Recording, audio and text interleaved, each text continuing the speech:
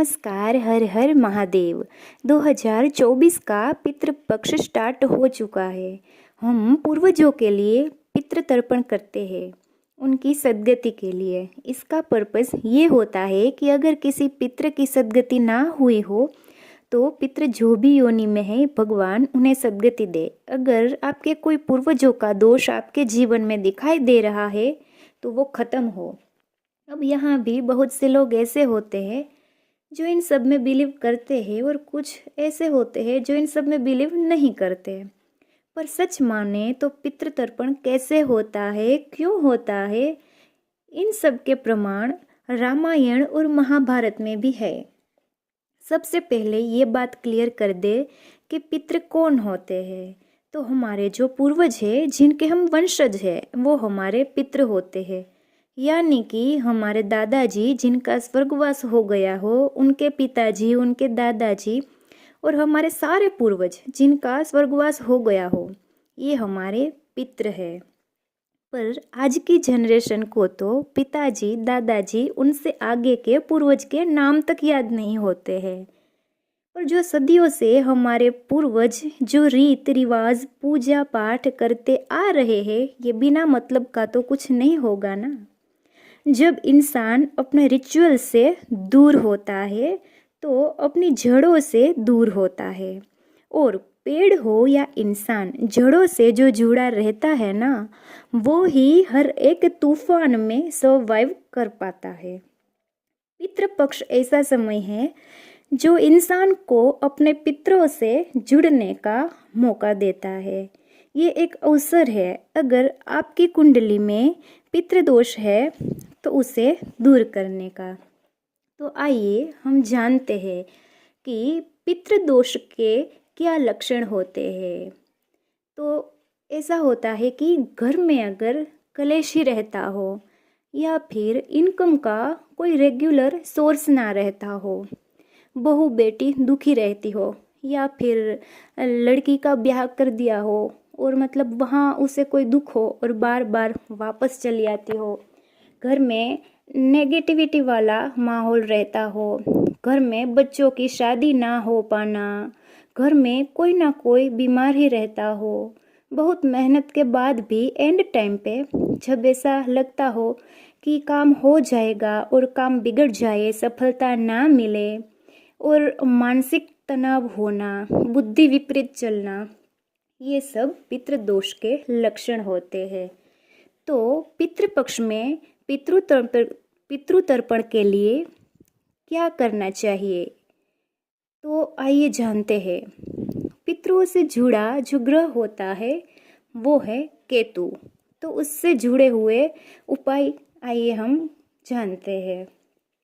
पूर्णिमा से लेके अमावस्या तक कोई भी मंदिर में रोज शाम को अपने इष्ट के आगे एक गाय के घी का दिया जलाना है और अपने पितरों के मोक्ष की कामना करनी है। गरीबों को अपने पूर्वजों का, पितरों का नाम लेके अनाज या कुछ उसके काम की चीज़ें दान करनी है। पीपल के पेड़ को पानी चढ़ाए अपने पितरों का नाम लेके और वहाँ पे दिया जलाना है। जब पितरों का श्राद्ध वाला दिन हो तो खीर रोटी कौवे को डाले और उस दिन अपनी व्यवस्था के हिसाब से ब्राह्मणों को भोजन करवाए, गाय को रोटी खिलाए और पितरों के नाम का पिंडदान करे। पितरों के श्राद्ध वाले दिन श्रीमद् भगवत गीता का पाठ करवाए। आप चाहे तो मतलब जब तक ये जो श्राद्ध पक्ष चल रहे हैं, पितृ मास चल रहा है, तब तक आप भगवत गीता का पाठ कर सकते हैं। हो सके तो पितृपक्ष के दौरान रोज पितरों के लिए गीता जी के पाठ का अध्ययन करें और उसका पुण्य जो है वो पितरों को अर्पण करें। जो इंसान इमोशनली ब्रेक डाउन हो गया हो उसको इमोशनल सपोर्ट करें। ऐसा ज़रूरी नहीं कि सपोर्ट हमेशा पैसों का हो, फाइनेंशियली हो। आप किसी इंसान को इमोशनली सपोर्ट भी कर सकते हैं क्योंकि केतु से जुड़ी ये एक चीज़ है जो आप कर सकते हैं। किसी गरीब बच्चे की स्कूल की फीस दे दीजिए, उसे पढ़ाई में हेल्पफुल हो ऐसा कुछ स्टेशनरी का सामान दान कर दीजिए। और हाँ, याद रखें, ये दान जो भी जिसको भी आप करो वो व्यक्ति सुपात्र होना चाहिए, क्योंकि श्रीमद् भगवत गीता जी में बताया है कि दान हमेशा सुपात्र को ही करना चाहिए।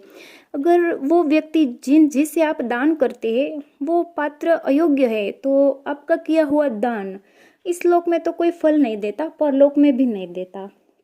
और आगे क्या करना चाहिए कि शिव मंदिर में कच्चा सीधा दान करें। कच्चा सीधा होता है ना, जिसमें कच्चा आटा, आलू, तेल, घी, कच्चे मसाले, रसोई का जो कुछ भी कच्चा सामान होता है उसे दान करें।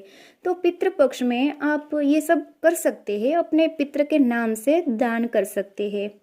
हो सके तो गौशाला में पितृ के नाम का उनका नाम लेके गाय को घास चारा खिलाए। और आगे देखते हैं कि पितृपक्ष में क्या नहीं करना चाहिए। तो सोने चांदी की या नए वस्त्रों की खरीदारी ना करें। कोई नया घर, ऑफिस या कोई नई प्रॉपर्टी ना खरीदे। तामसिक भोजन जिसमें लहसुन, प्याज इत्यादि सब आता है वो ना खाए, उसका सेवन ना करे। कोई भी मांगलिक कार्य ना करे जिसमें शादी, विवाह, सगाई इत्यादि होता है, ये सब ना करे। रोटी बनाने के बाद अगर गूंथा हुआ आटा बच जाता है तो बहुत सी माताएं बहनें ऐसी होती है कि वो आटा रेफ्रिजरेटर में स्टोर करके रख देती है। तो ऐसा बिल्कुल भी ना करे, क्योंकि एक बार आटा गूंथ लिया तो वो पिंड हो जाता है और पितृ की दृष्टि उसमें पड़ती है। तो ये सब गलतियां करने से बचे और सावधानी बरते। हर हर महादेव।